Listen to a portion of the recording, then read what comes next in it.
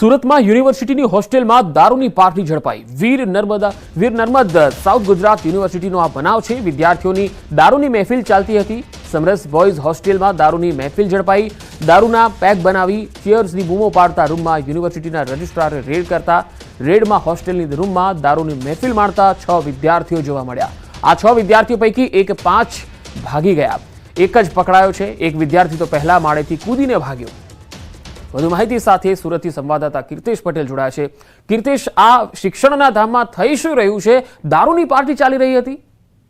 બિલકુલ, થોડા દિવસ પહેલા સુરતની વીર નર્મદ યુનિવર્સિટીના કેમ્પસમાંથી દારૂની ખાલી બોટલો મળવાનો વિવાદ થયો હતો, જેને લઈને યુનિવર્સિટીના સત્તાધીશો દ્વારા 31 ડિસેમ્બર હોવાને લઈને ખાસ કડક બંદોબસ્ત રાખવામાં આવ્યો હતો। ત્યારે રજિસ્ટ્રાર છે ડોક્ટર રમેશદાન ગઢવી, જેમને ઇન્ફોર્મેશન મળી હતી કે કેટલાક રૂમોમાં વિદ્યાર્થીઓ દ્વારા દારૂની પાર્ટી કરવામાં આવે છે, જેને લઈને રેડ કરવામાં આવી હતી। ખાસ કરીને એક જ રૂમમાં દારૂની પાર્ટી કરતા 5 વિદ્યાર્થીઓ ભાગી જવામાં સફળ રહ્યા હતા। જ્યારે એક વિદ્યાર્થી પકડી જતા યુનિવર્સિટીના ક્લિનિકમાંથી ડોક્ટરોને બોલાવીને તપાસ કરવામાં આવતા એ નશાકારક હાલતમાં મળતા તેને પોલીસના હવાલે કરવામાં આવે છે। તેને સામે કેસ કરવામાં આવ્યો છે અને જે 6 પૈકીના 4 જે વિદ્યાર્થીઓ છે તેમની ઓળખ થતા તેમને છાત્રાલયમાંથી કાઢી મૂકવામાં આવ્યા છે। જે પ્રકારે શિક્ષણનું ધામ છે ને તેમાં દારૂની મહેફિલ સામે આવી હતી, તેને લઈને હવે યુનિવર્સિટીના સત્તાધીશો હોય કે કુલપતિઓ હોય તમામ દ્વારા કડક કાર્યવાહી કરવામાં આવી રહી છે અને તમામ વિદ્યાર્થીઓને વોર્નિંગ આપવામાં આવી છે કે આ પ્રકારે યુનિવર્સિટીમાં નશાકારક વસ્તુ કરતા પકડાતો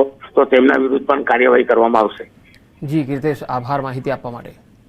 તો આ યુનિવર્સિટીમાં હોસ્ટેલની અંદર આ દારૂની પાર્ટી ઝડપાઈ છે। આ ખરેખર શિક્ષણના ધામમાં વિદ્યાર્થીઓ કેટલી હદે છાકટા બની રહ્યા છે એ આ જોવા મળે છે।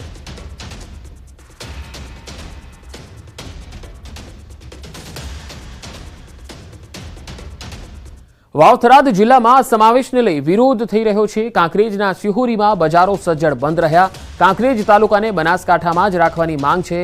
શિહોરી વિસ્તારના વેપારીઓએ સજ્જડ બંધમાં સમર્થન આપી આ નિર્ણય સામે વિરોધ નોંધાવ્યો। કાંકરેજ તાલુકાને બનાસકાંઠામાં જ રાખવા અથવા તો પાટણમાં સમાવેશ કરવા માંગ ઉચ્ચારી છે।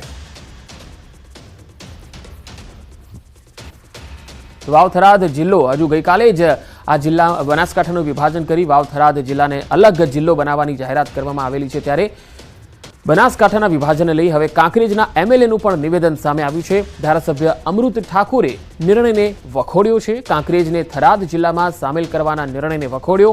કાંકરેજને બનાસકાંઠામાં જ યથાવત રાખવાની માંગ કરી। વધુ માહિતી સાથે ફોનલાઈન પર સંવાદદાતા કિશોર તુવર જોડાયા છે। કિશોર, કાંકરેજ તાલુકાને બનાસકાંઠામાં જ રાખવાની જે માંગ થઈ રહી છે તેની પાછળનું કારણ શું છે અને વાવથરાદમાં કેમ નથી જવું?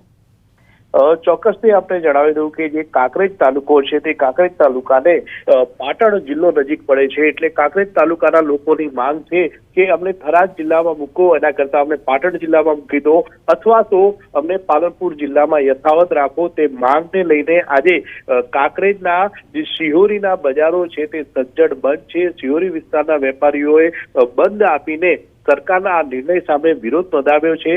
જ્યારે કાંકરેજના ધારાસભ્ય જે અમૃતજી ઠાકોર છે તેમને પણ આ નિર્ણયને વખોડ્યો છે અને તેમનું પણ કહેવું છે કે કાંકરેજને બનાસકાંઠામાં યથાવત રાખવું જોઈએ।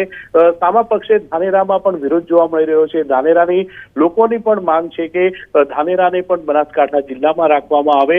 આમ કોંગ્રેસ પણ ક્યાંક ને ક્યાંક આ નવા જિલ્લાની જે જાહેરાત થઈ છે તેમાં 2 ભાગમાં વહેંચાઈ છે। કોંગ્રેસના પૂર્વ ધારાસભ્ય નથાભાઈ પટેલ તેમજ અમૃતજી ઠાકોર જે આ જિલ્લા 2 ભાગ પડ્યા તેના વિરોધમાં છે, તો બીજી તરફ ગેનીબેન ઠાકોર જે સાંસદ છે તેમજ ધારાસભ્ય જે થરાદના પૂર્વ ધારાસભ્ય હતા તેમને આ નિર્ણયનો આવકાર્યો છે। આમ ક્યાંક ને ક્યાંક કોંગ્રેસમાં પણ આ 2 ભાગ જોવા મળી રહ્યા છે આ બે જિલ્લાને લઈને અને અત્યારે તો કાંકરેજ તાલુકામાં અને ધાનેરા તાલુકામાં વિરોધના સૂર ઉઠ્યા છે।